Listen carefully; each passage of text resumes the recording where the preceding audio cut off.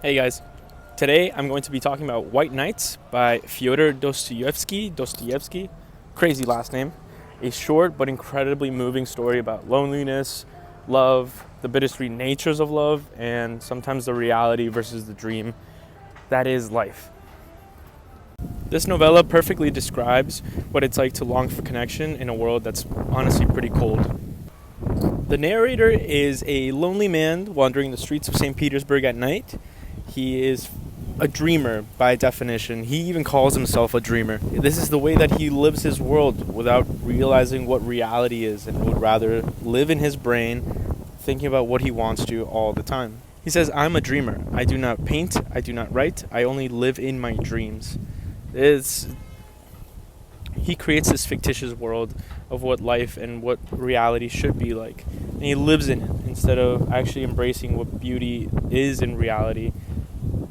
He says he's a loner, he stays to himself, he just watches people instead of being part of the activities and really just life.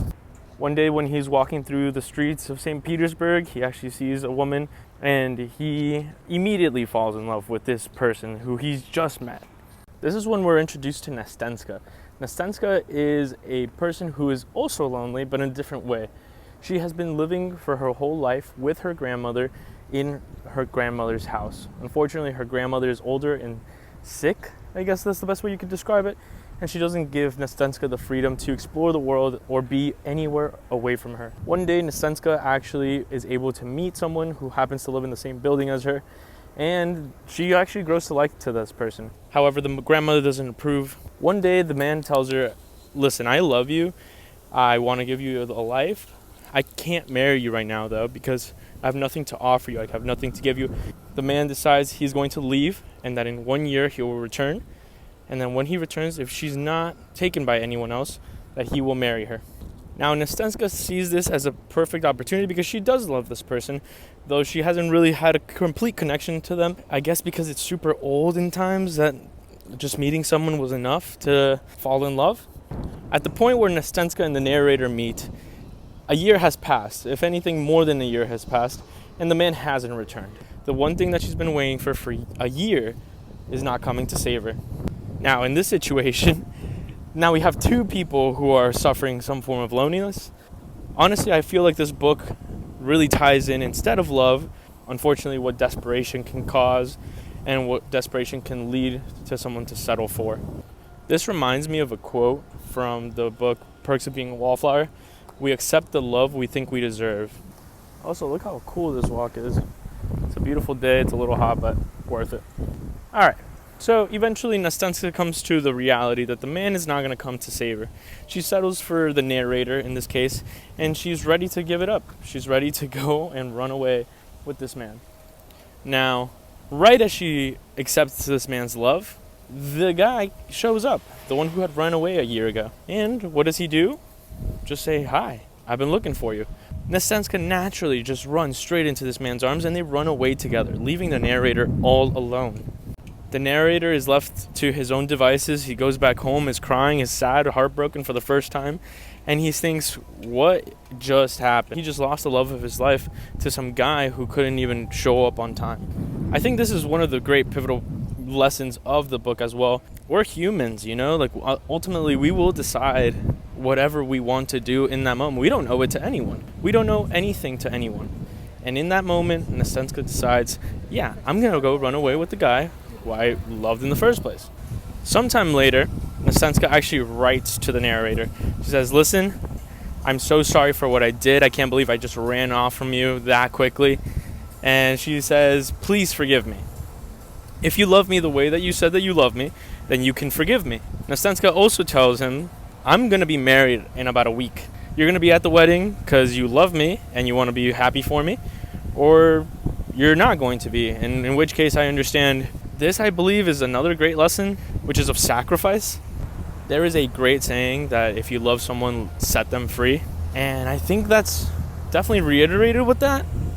What Nastenska is asking of the narrator, to just, hey, be happy for me, show up to the wedding, love me, And maybe it's just my way of thinking or the way that culture has changed compared to what it used to be, but I didn't think that was cool.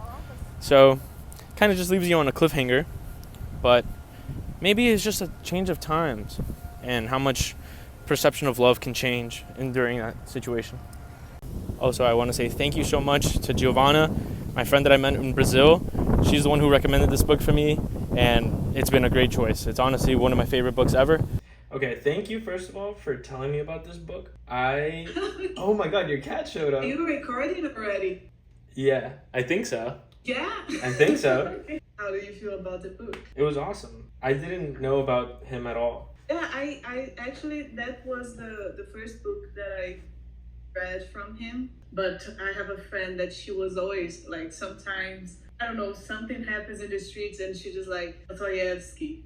That makes sense now. Now that makes sense. We were talking about Nastenska, I think, about how she's cool. Yeah, I think she was just too attached to the romantic story that she built. And I think like she's kind of trapped on it. But I think she had like a different kind of love. I think she sees him like kind of a father. And I always picture him like a 50-year-old guy. I think he and is. I imagine her like 20-something. Yeah, so she's 17 and I think he's 40. Oh, really? Yeah. Yeah, she was just a girl. Now I don't like the main character now. No. Like, what the fuck? Yeah. Oh my god. That changed everything for me. But at the same time, like, I feel like the perceptions that he have on the world must be really complex and different from like a normal person that talks to it. But I think it's kind of naive. For sure. There's no perfect person, and I feel like when someone looks for the perfect person, you just kind of condemn the person that you're going to relate to. Especially because he's never been with anyone else. End of it, do you think at the end of it, because you know how she runs away with the guy and she invites him to the wedding? And yeah, I thought that's messed up. I wouldn't go to that wedding. Meet my friend. Hey, hello. This is Carol. Ronnie. How are you? Nice to meet you. Nice to meet you. Ronnie. Ronnie. Ronnie. Yeah.